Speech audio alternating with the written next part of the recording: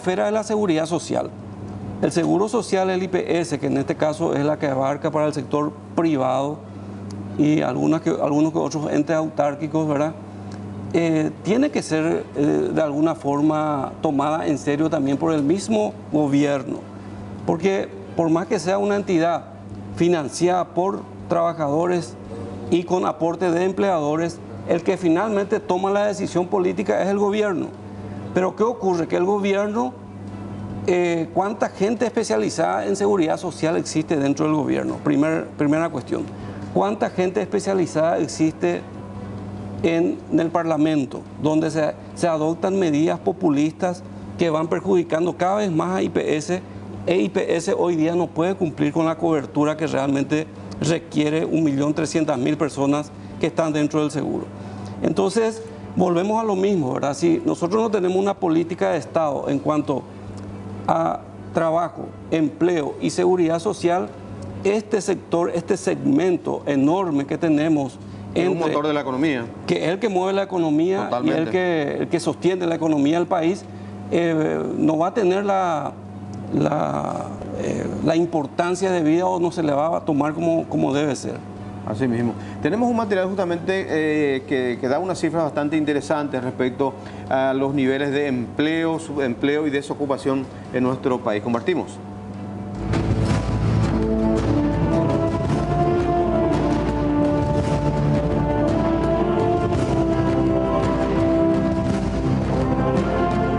Las cifras del desempleo son alarmantes en nuestro país y generan aún más preocupación las que refieren a la tasa de jóvenes que no poseen un trabajo, muchos de los cuales ni siquiera pudo acceder a una educación de calidad. Los números son muestra de ello. La tasa de desempleo en el Paraguay está en el orden del 6%, según la encuesta permanente de hogares.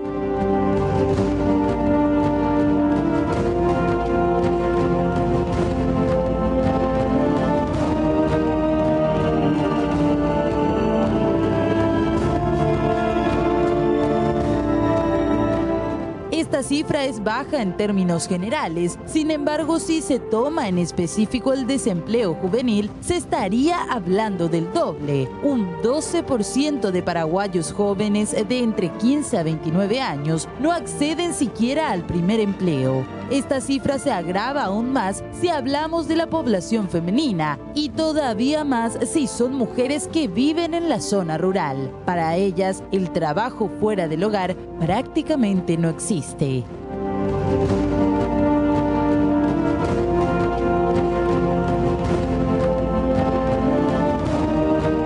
Pero no todo termina ahí. Muchos aquellos que pueden o llegan a acceder a algún tipo de empleo terminan agrupados en el sector conocido como el subempleo, donde las condiciones laborales son totalmente precarias.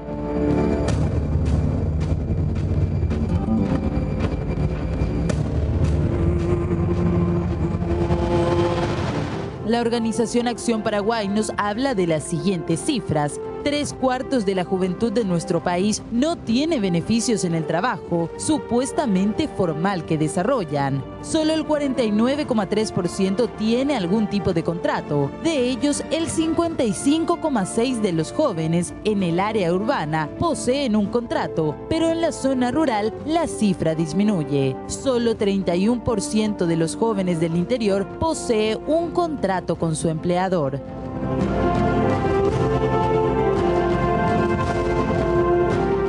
El desempleo de los jóvenes es sin dudas una situación que preocupa no solo al Paraguay, sino a una gran parte del mundo. Solo en América Latina, 1 de cada 5 jóvenes está sin trabajo. Y la tasa de desempleo juvenil en la mayoría de los países de Latinoamérica le triplica a la del resto de trabajadores.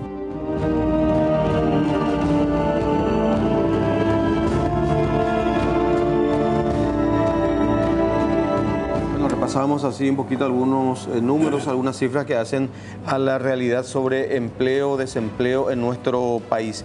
De hecho, es uno de los aspectos que también deberá enfrentar con seriedad las nuevas autoridades que asuman para tratar de bajar el índice de desempleo y de subempleo, Eduardo. Claro, la cuestión de empleo se ataca de dos formas. Por un lado, la creación de fuentes de empleo, pues, valga la redundancia.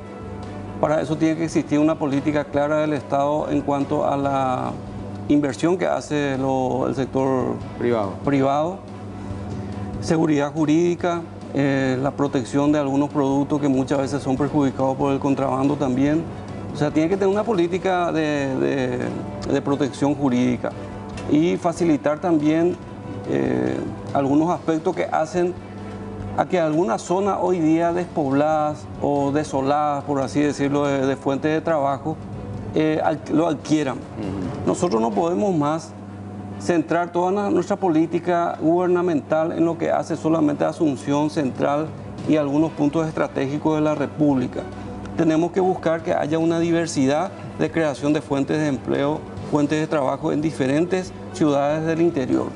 Y por otro lado, estos jóvenes tienen que tener una política ya adecuada de formación profesional estando ya en los colegios. Los colegios técnicos tenemos que tratar de fortalecerlo, ¿verdad?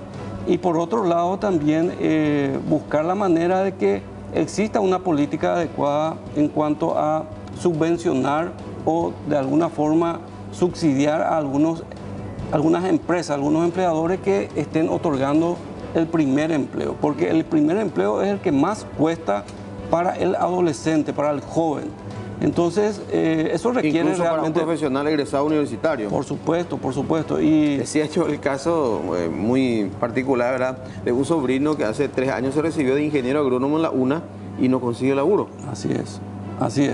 No, tremendo es. Y por otro lado también las facultades, tocando el tema de las facultades, nosotros tenemos una generación bastante importante de profesionales que rayan incluso, a pesar de tener título universitario, en alfabetismo funcional.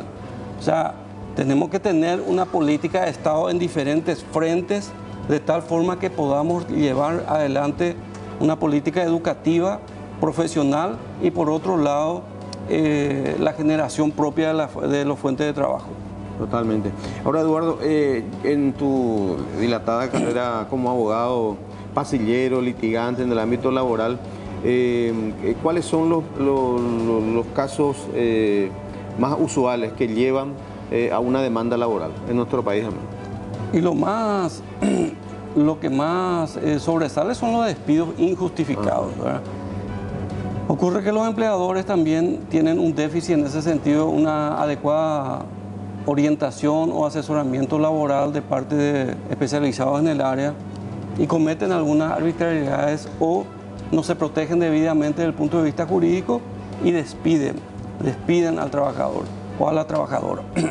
Hoy día, por todas las fuentes del derecho que tenemos dentro del derecho laboral, empezando por la propia Constitución Nacional, cualquier trabajador, o sea, todos los trabajadores tienen derechos amparados por normas. Entonces, ese trabajador hoy día ya no deja de reclamar. Y si no reclama ante la autoridad administrativa del trabajo, ya directamente lo hace en tribunales. Y lo más común, lo más típico son fundamentalmente los despidos.